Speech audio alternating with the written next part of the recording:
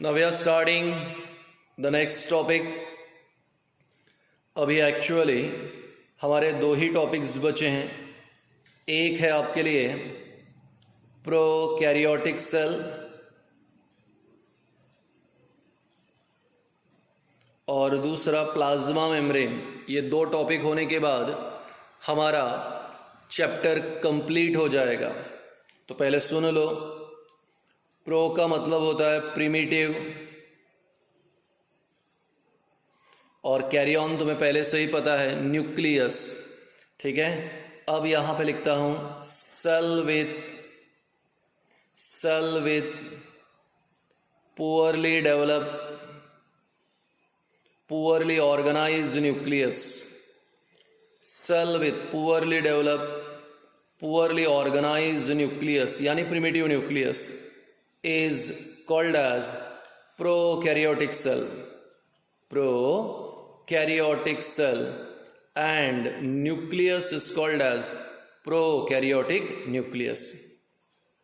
तो अब यहाँ पर ये कंफर्म हो गया, ऐसा सेल जहाँ पर poorly develop poorly organised nucleus है. ऐसा सेल जहाँ पर poorly develop poorly organize nucleus है, उस सेल को प्रोकैरियोटिक सेल कहते हैं. और ऐसे न्यूक्लियस को prokaryotic nucleus. And the best example that we have here is bacteria.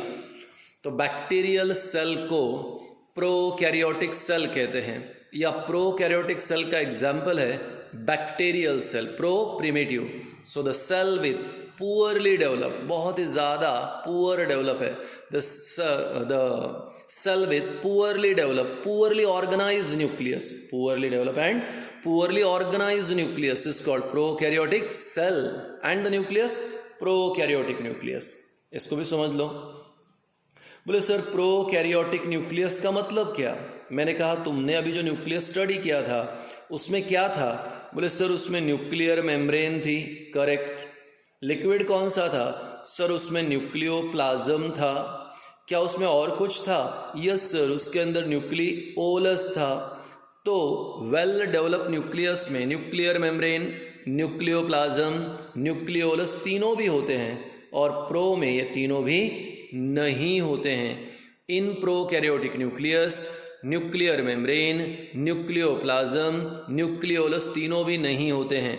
यानी बैक्टीरिया में ये तीनों भी नहीं है. हाँ, बैक्टीरिया पॉलीमॉर्फिक होते हैं. आप जानते हो 8वीं में था माइक्रो ऑर्गेनिज्म में पॉलीमॉर्फिक. ये कई प्रकार के शेप में फॉर्म में पाए जाते हैं. आपको तो पता ही है. अगर ये राउंडेड अगर होते हैं तो इसे कोकाई कहते हैं.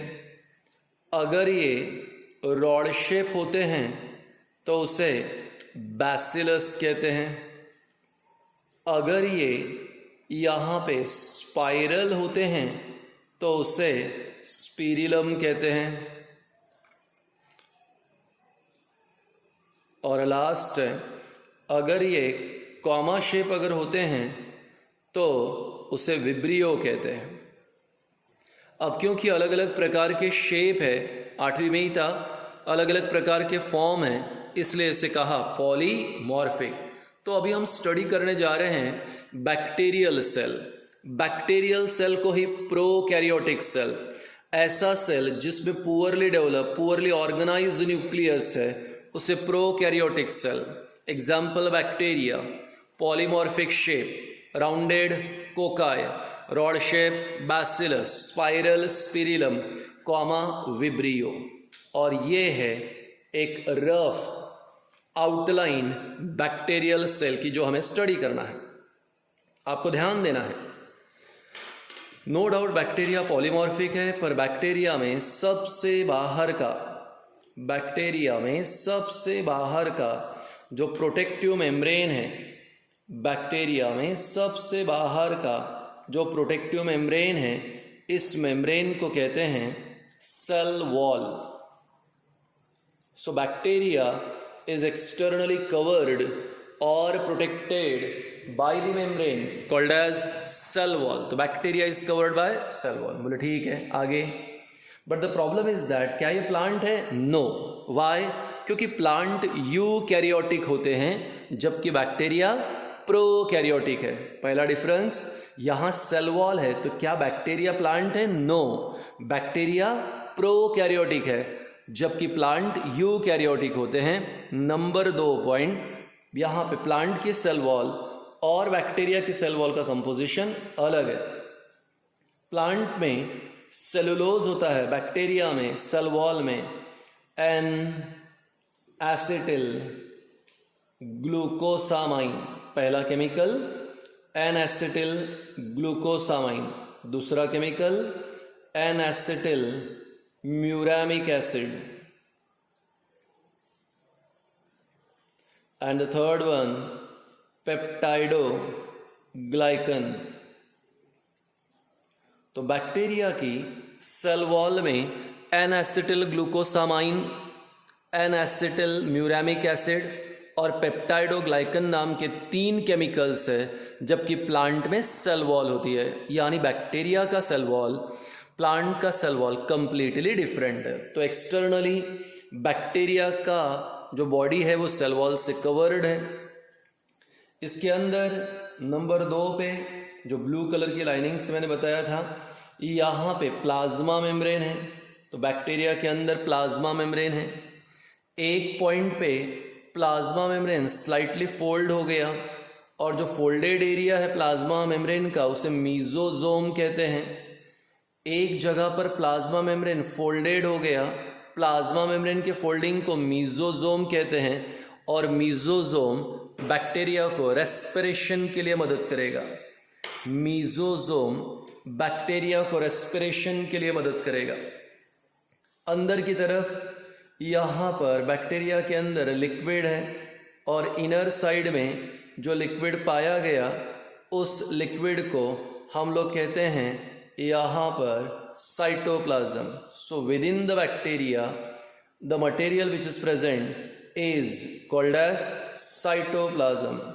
तो बैक्टीरिया के सेल में जो लिक्विड प्रेजेंट है, व्हाट इज दैट लिक्विड?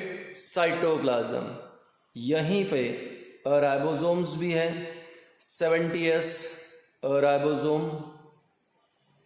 ये छोटे छोटे फाइन ट्यूब्यूल है, माइक्रो ट्यूब्यूल पर मैं यहाँ लिख रहा हूँ साइड में, mitochondria, Golgi complex, endoplasmic reticulum, chloroplast, all are absent. इनमें से कोई भी इंपॉर्टेंट सेल ऑर्गेनल यहाँ पे नहीं है। हाँ, 70S राइबोसोम है, माइक्रोट्यूब्यूल है, cytoplasm. So externally bacterial cell और prokaryotic cell is covered by protective layer called cell wall. Cell wall bacteria की और प्लांट की कंप्लीटली डिफरेंट है। प्लांट में सेलुलोज होता है जबकि यहाँ पे N acetyl glucosamine, N acetyl muramic acid और पेप्टाइडोग्लाइकन है। प्लांट यूकैरियोटिक होते हैं, बैक्टीरिया प्रोकैरियोटिक। सेल वॉल के अंदर प्लाज्मा मेम्ब्रेन है। एक जगह पर प्लाज्मा मेम्ब्रेन थोड़ा फोल्ड हो गया, उसे मीजोजोम कहते हैं, वो रेस्पिरेशन के लिए मदद करेगा।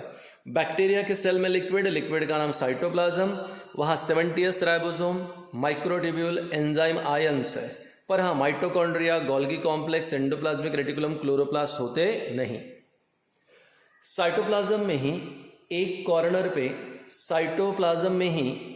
कॉर्नर पे छोटा सा ग्रैन्यूल होता है। इस ग्रैन्यूल को ब्लेफेरोब्लास्ट ग्रैन्यूल कहते हैं।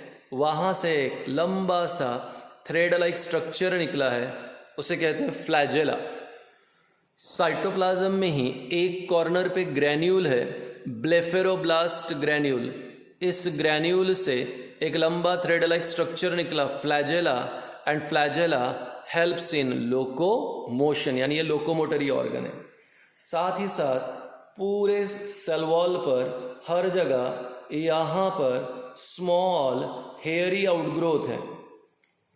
पूरे सेल वॉल पे बैक्टीरिया में हेयरी आउटग्रोथ हैं और इन हेयरी आउटग्रोथ को हम लोग कहते हैं सीलिया।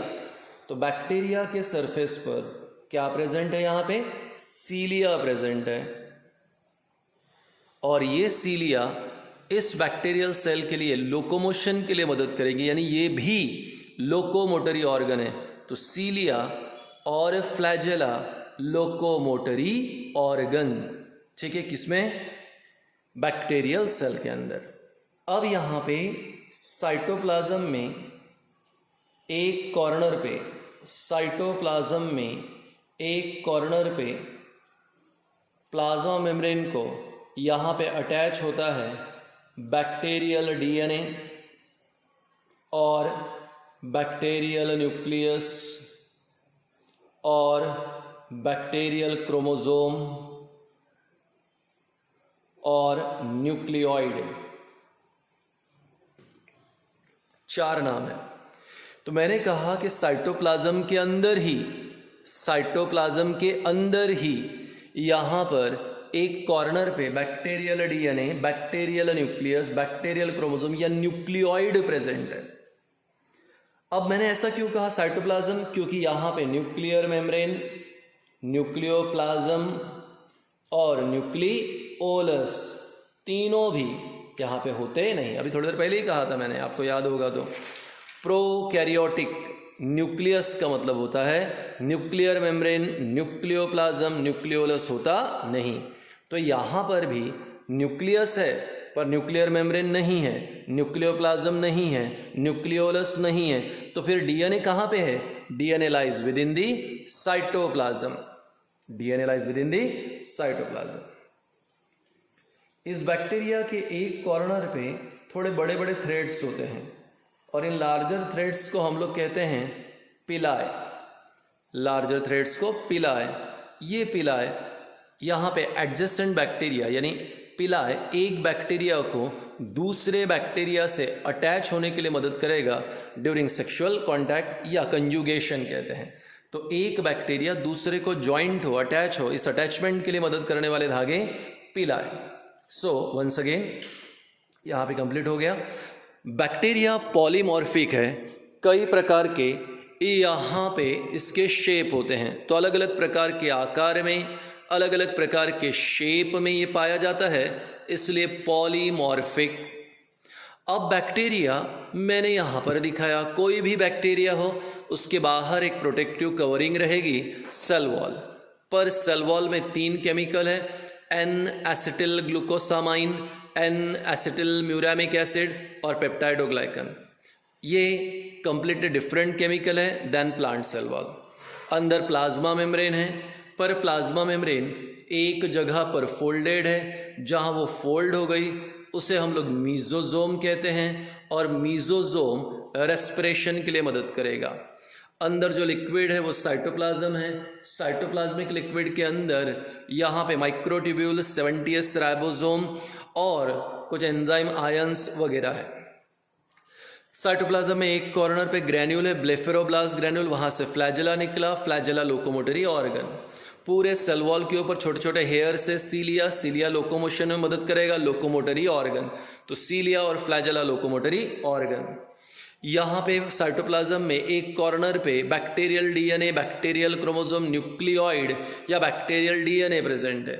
ये जो बैक्टीरियल डीएनए है ये साइटोप्लाज्म में है, यहाँ न्यूक्लियर मेम्ब्रेन, न्यूक्लियोप्लाज्म, न्यूक्लियोलस होता नहीं। एक कॉर्नर पे लंबे लंबे हेयर लाइक स्ट्रक्चर है, उससे पिलाए कहते हैं। Pili helps the bacteria to attach to neighbouring bacteria. यहाँ किसी प्रकार के कोई इंपॉर्टेंट सेल ऑर्गेनल प्रेजेंट होते नहीं, यानी mitochondria, Golgi complex, endoplasmic reticulum, chloroplast, यहाँ कुछ भी होता नहीं। तो वो सेल जिसमें पुअरली डेवलप न्यूक्लियस है, प्रिमिटिव काइंड ऑफ न्यूक्लियस है, उसे प्रोकैरियोटिक सेल, और ऐसे न्यूक्लियस को प्रोकैरियोटिक न्यूक्लियस कहाँ पाया जाएगा? बैक्टीरिया में। So bacterial cell is nothing but prokaryotic cell. Diagram exam में आ सकती है। Let's continue. अभी हम लोग यहाँ पे लास्ट के कुछ टॉपिक्स कंटिन्यू करते हैं। अभी हमारे लिए आ रहा है यूकैरियोटिक सेल या यूकैरियोटिक न्यूक्लियस, और दूसरा प्रोकैरियोटिक सेल या prokaryotic nucleus. That means right now we are going to study about the difference between eukaryotic cell and prokaryotic cell। तो अभी हम यूकैरियोटिक और प्रोकैरियोटिक सेल का डिफरेंस स्टडी करेंगे। आइए अब देखते हैं आगे। अब हमारे पास यहाँ पे पहला पॉइंट है कि यूकैरियोटिक सेल लार्जर साइज का होता है, प्रोकैरियोटिक सेल स्मॉलर साइज का होता है। यूकैरियोटिक सेल में well develop, well organize nucleus होता है, लेकिन प्रोकैरियोटिक सेल में poorly develop, poorly organize nucleus होता है। यूकैरियोटिक सेल में mitochondria, chloroplast, Golgi complex, endoplasmic reticulum all are present, यानी ये सभी प्रकार के सेल ऑर्गेनेल यहाँ पर प्रेजेंट होते हैं। पर प्रोकैरियोटिक सेल में ये सारे सेल ऑर्गेनेल एब्सेंट होते हैं। यूकैरियोटिक सेल में यहाँ न्यूक्लियर मेम्ब्रेन, न्यूक्लियोप्लाज्म और न्यूक्लियोलस प्रेजेंट होता है, जबकि प्रोकैरियोटिक सेल में यहाँ पे nuclear membrane, nucleoplasm, nucleolus absent है। यूकैरियोटिक सेल में DNA lies in nucleoplasm, DNA nucleoplasm में है, जबकि प्रोकैरियोटिक सेल में डीएनए लाइज इन साइटोप्लाज्म। तो एक बार ज़रा डिफरेंस देख लो। Eukaryotic cell larger, prokaryotic cell smaller. Eukaryotic cell में well develop nucleus, prokaryotic cell में poorly develop nucleus. Eukaryotic cell में mitochondria, chloroplast, Golgi complex, endoplasmic reticulum present, इधर एब्सेंट। यहाँ न्यूक्लियस के अंदर nuclear membrane, nucleoplasm, nucleolus present, यहाँ पे absent. DNA होता है यूकैरियोटिक न्यूक्लियस के अंदर, यानी न्यूक्लियोप्लाज्म के अंदर, जबकि प्रोकैरियोटिक सेल में डीएनए रहेगा साइटोप्लाज्म के अंदर। अब हमारे लिए सेल ऑर्गेनेल का लास्ट पार्ट चल रहा है। लास्ट पार्ट है प्लाज्मा मेम्ब्रेन, या इसी को कहते हैं cell membrane. Plasma membrane, cell membrane. अब यहाँ पे हम लोग कहते हैं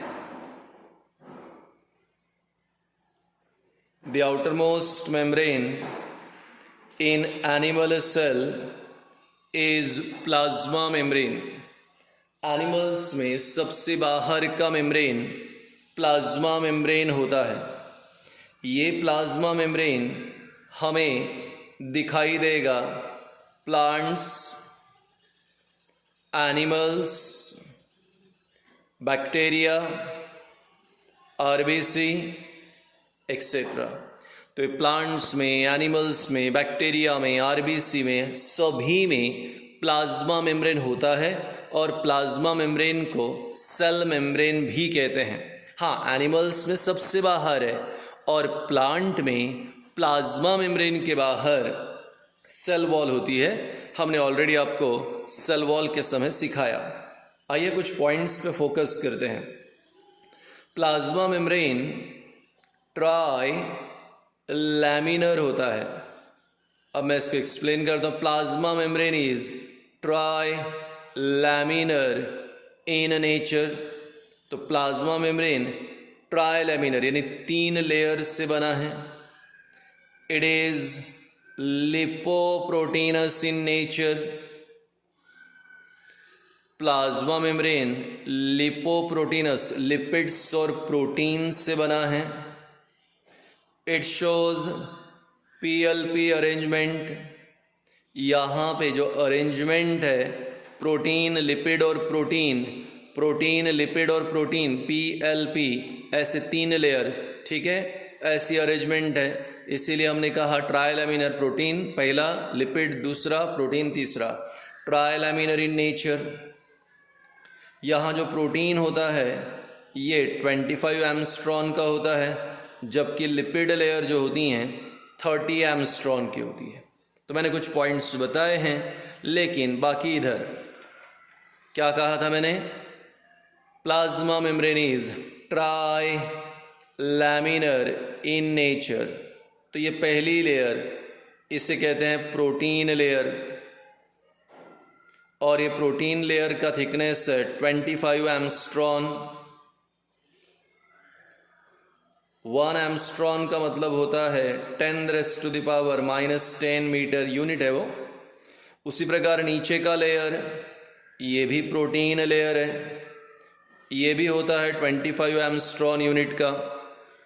और 2 प्रोटीन के बीच में, ये जो मैंने बताया ना बीच का, ये है लिपिड लेयर, जिसका थिकनेस है 30 एंगस्ट्रॉन। तो प्रोटीन, लिपिड, प्रोटीन, 1 2 3 ट्राइलैमिनर। लिपिड और प्रोटीन का लिपोप्रोटीनस PLP arrangement, protein lipid protein arrangement. इस प्रकार से यहाँ पे ये मॉडल है। इस मॉडल को सैंडविच मॉडल कहते हैं। Sandwich model, scientist Daniel Dawson ने इसे प्रपोज किया है और इसीलिए इसे डैनियल डाउसन मॉडल या सैंडविच मॉडल कहते हैं। फिलहाल हम सब के घर में नई नई चीज़ें, अलग अलग पकवान बन रहे हैं, and the very common thing that we have is sandwich.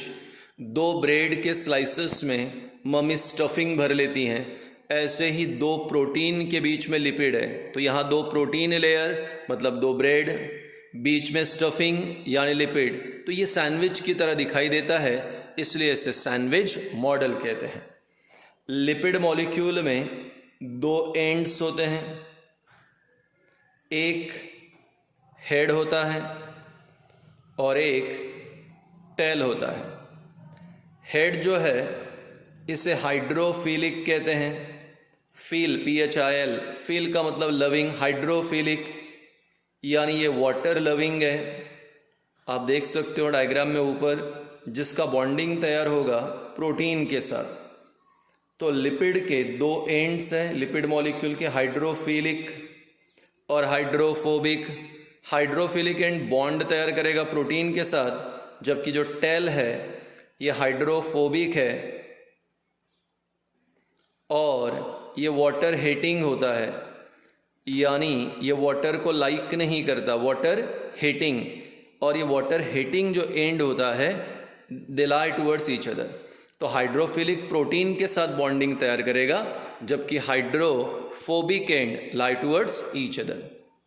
तो प्लाज्मा मेम्ब्रेन लिपोप्रोटीनस नेचर का, PLP arrangement, trilaminar, protein 25, lipid 30, lipid के मॉलिक्यूल में head and tail. Head protein के साथ बॉन्डिंग तैयार करेगा, tail lie towards each other.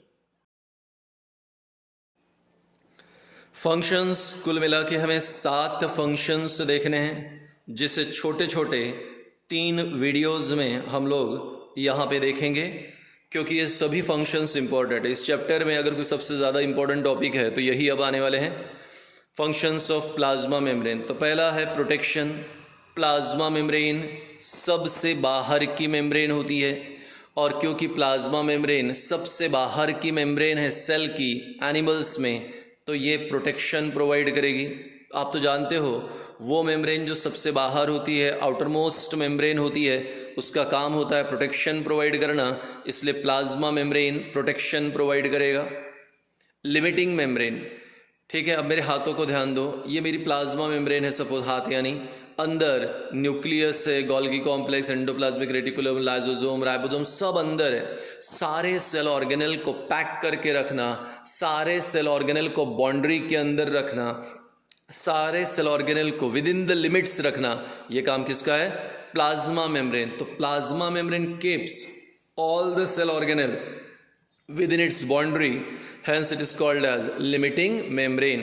बहुत सारे लोग कहते हैं यार ये क्यों बोला तुमने फंक्शन, लेकिन असली में हायर क्लासेस में एक बहुत ही इंपॉर्टेंट फंक्शन है, ये प्लाज्मा मेम्ब्रेन ही है, जिसके कारण सारे सेल ऑर्गेनेल्स बाउंड्री के अंदर रहते हैं, इसलिए उसे लिमिटिंग मेम्ब्रेन कहते हैं.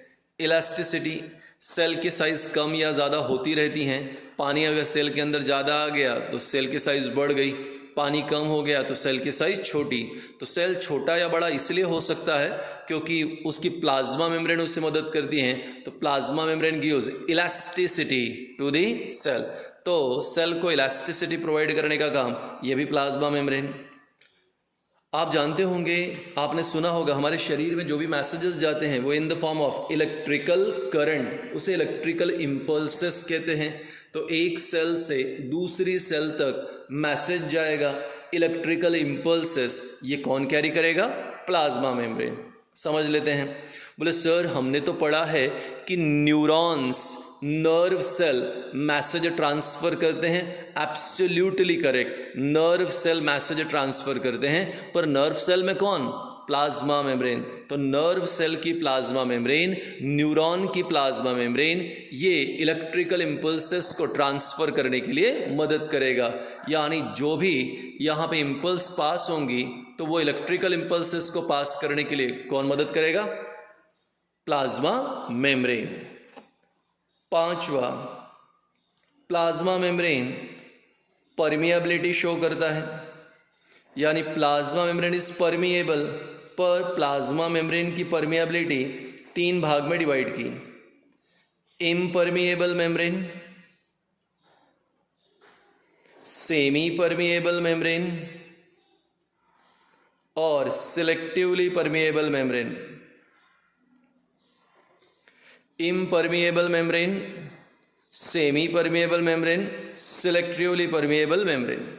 इमेजिन करो मैं या आप पानी पी रहे हैं और अचानक से पानी पीते समय ठसका लग गया, मतलब पानी लंग्स की तरफ आया, हमें ठसका लग गया, पानी बाहर निकल गया, हमें तकलीफ भी हो रही है. क्या हमारे लंग्स पानी को एब्जॉर्ब करते हैं? सोचो, आंसर है नो. लंग्स के सेल सिर्फ गैसेस को अलाउ करते हैं. ऑक्सीजन लेंगे, कार्बन डाइऑक्साइड छोड़ देंगे, खाने को, पानी को वो एब्जॉर्ब नहीं करते हैं. तो ऐसे सेल जो सिर्फ गैसेस को अलाउ करती हैं पास होने के लिए, पानी को या दूसरे कंपोनेंट को बिल्कुल अलाउ नहीं करती, उसे कहते हैं इम्परमिएबल मेम्ब्रेन. तो ऐसा मेम्ब्रेन जो सिर्फ गैसेस को अलाउ करेगा पास होने के लिए, तो वो इम्परमिएबल, हमारे लंग्स के अंदर सेल्स इम्परमिएबल मेम्ब्रेन का काम करेगा. ऐसी पर्टिकुलर सेल्स जो सिर्फ पानी को अलाउ करती हैं पास होने के लिए, उसे सेमी परमिएबल मेम्ब्रेन. मैं स्विमिंग पूल गया, आधा घंटा खेल लिया, तो मेरे फिंगर्स में जो टिप्स है ये थोड़े से स्वेल हो गए, यहाँ रैशेस या रिंकल्स आ गई. क्यों? क्योंकि पानी अंदर चला गया. ठीक है. तो ये जो पानी, अगर सेल्स के अंदर पानी जाता है या सेल्स के बाहर पानी निकलता है, तो वो सेल जो पानी के मूवमेंट के लिए मदद करते हैं, उनकी मेम्ब्रेन को क्या बोलोगे? Semi permeable membrane. So the membrane which allows only water to pass is called as semi permeable membrane. और ऐसी मेम्ब्रेन जो कुछ खास प्रकार के सिलेक्टिव आयंस, कुछ खास प्रकार के सिलेक्टिव आयंस को अलाउ करती है पास होने के लिए, उसे कहते हैं सिलेक्टिवली परमिएबल मेम्ब्रेन. तो खास प्रकार के आयंस को अलाउ करने वाला सिलेक्टिवली परमिएबल मेम्ब्रेन.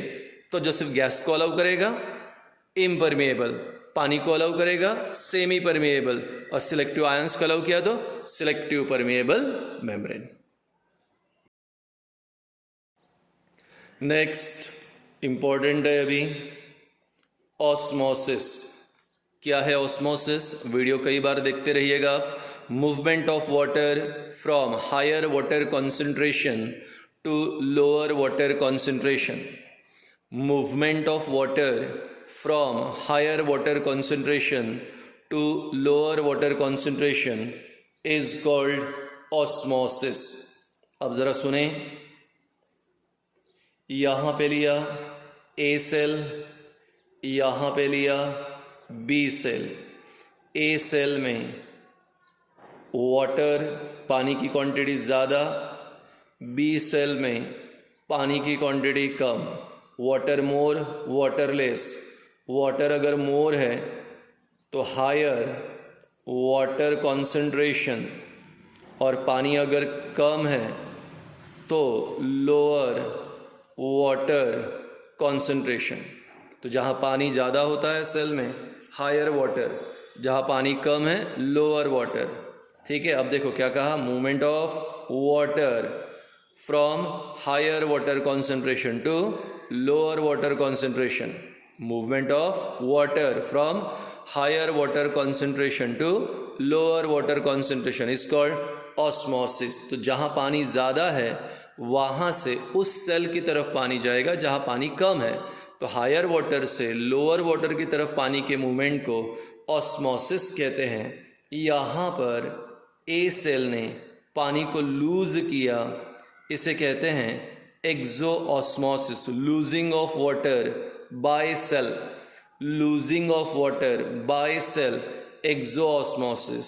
यहाँ बी सेल ने पानी गेन किया, उसे कहते हैं endosmosis, gaining of water by cell, endosmosis. तो पानी गेन किया एंडोऑस्मोसिस, पानी लूज किया exosmosis. So once again, movement of water from higher water concentration, जहाँ पानी ज़्यादा है higher water concentration, to lower water concentration is osmosis. अगर सेल पानी को लूज करता है तो exosmosis, losing of water by cell. Cell अगर पानी को गेन करता है तो endosmosis, gaining of water by cell. इतना होने के बाद अब यहाँ पर 3 टर्म आती हैं, जरा ध्यान से देखो। अब यहाँ पर पानी लिया मैंने, यहाँ पर एक सेल है, देखो मैं क्या लिख रहा हूँ, लोअर वाटर कॉन्सेंट्रेशन।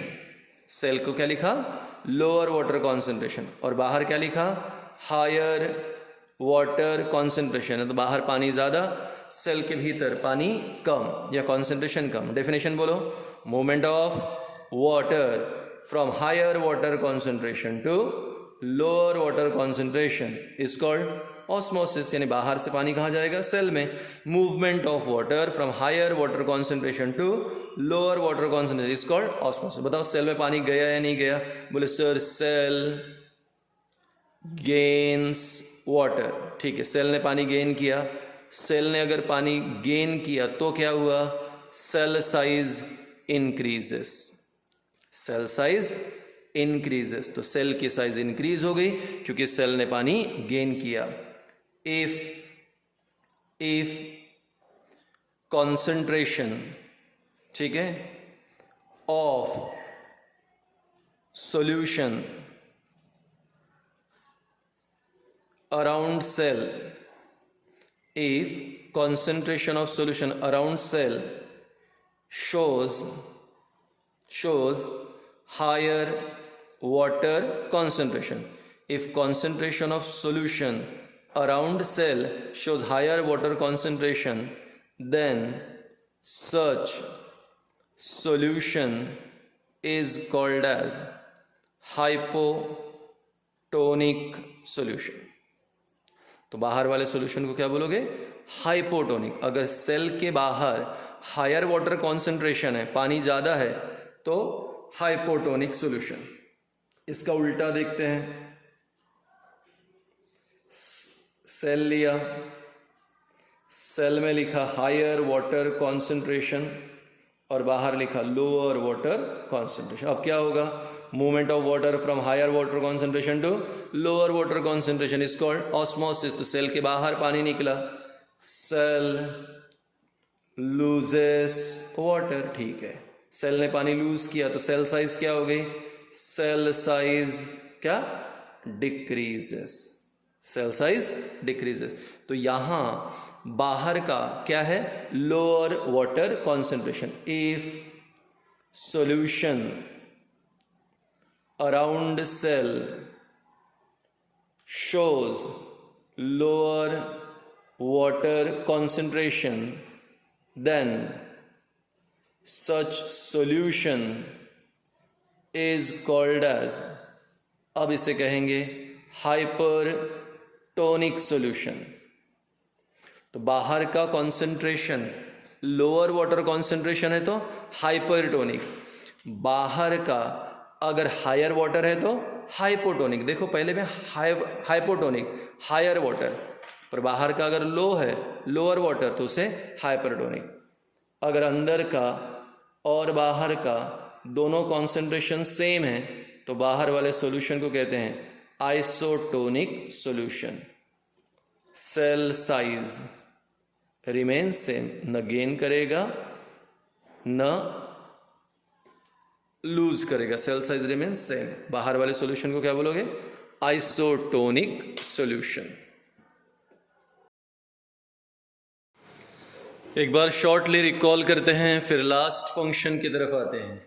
अब तक protection, limiting membrane, elasticity, transfer of electrical impulses, permeability, कितने थे? 5। ये ऑस्मोसिस, क्या कहा था? Movement of water from higher water concentration to lower water concentration. Cell में पानी ज़्यादा है, हायर वाटर कॉन्सेंट्रेशन, पानी कम है, lower water concentration, higher water से लोअर वाटर की तरफ मूवमेंट, ऑस्मोसिस। अब यहाँ पे ये तब तक चलता रहेगा जब तक दो सेल में बैलेंस नहीं होता। पानी लूज किया, एक्सोऑस्मोसिस, पानी गेन किया, एंडोऑस्मोसिस। अगर हमने एक सेल को हायर वाटर कॉन्सेंट्रेशन वाले सॉल्यूशन में रख दिया तो सेल पानी को गेन करेगा, सेल साइज इंक्रीज होगी, और हाँ बाहर वाले सॉल्यूशन को बोलोगे हाइपोटोनिक। अगर हमारे पास एक ऐसा सेल है जो हायर वाटर कॉन्सेंट्रेशन वाला है और उसे सॉल्यूशन में डाल दिया जहाँ लोअर वाटर कॉन्सेंट्रेशन है तो सेल की साइज कम होगी, ठीक है, सेल लूज करेगा पानी, बाहर वाले सॉल्यूशन को हाइपरटोनिक। और अगर इमेजिन कर लो कि दोनों का कॉन्सेंट्रेशन सेम है तो उसे आइसोटोनिक सॉल्यूशन। अब आ रहा है last, diffusion, movement of ions, molecule और solute particle from higher concentration to lower. Remember, इस बार पानी शब्द आया ही नहीं, मैंने हायर वाटर नहीं कहा, मैंने वाटर नहीं कहा, मैंने कहा मूवमेंट ऑफ आयंस, मॉलिक्यूल और solute particle. Movement of ions, molecule और सोल्यूट पार्टिकल कहाँ से? From higher to lower concentration. ऐसे समझेगा आपको, यहाँ पर 100 आयंस है, ये दूसरा सेल है, यहाँ पे 50 आयंस है, तो समझ ही गया सर हाई कॉन्सेंट्रेशन है, आयंस ज़्यादा, लो कॉन्सेंट्रेशन है, आयंस कम। Movement of ions from higher concentration to lower concentration is called diffusion.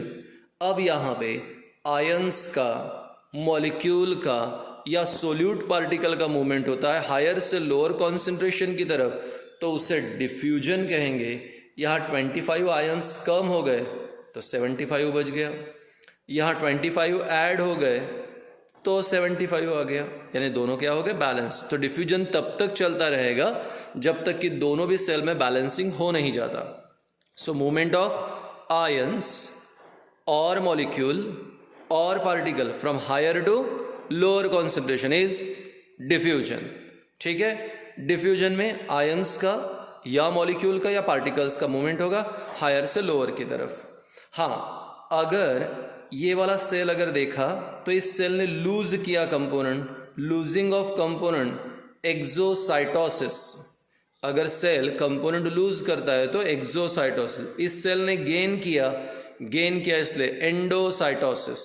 So losing of component exocytosis, gaining of component endocytosis. तो एक्सोसाइटोसिस, एंडोसाइटोसिस, ये डिफ्यूजन के दो type osmosis का था, एक्सोऑस्मोसिस और एंडोऑस्मोसिस। शॉर्टली एक पॉइंट कहीं ना कहीं आपके बुक में दिया रहता है, इसे कहते हैं सेल थियोरी। सेल थियोरी स्किल्डन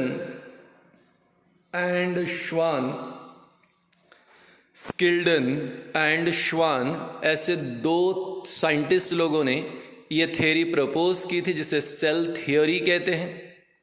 बाद में वर्चो नाम के एक साइंटिस्ट ने इसे मॉडिफाई किया था। ये थ्योरी के 4 पॉइंट है। पहला है every living organism is made up of cell.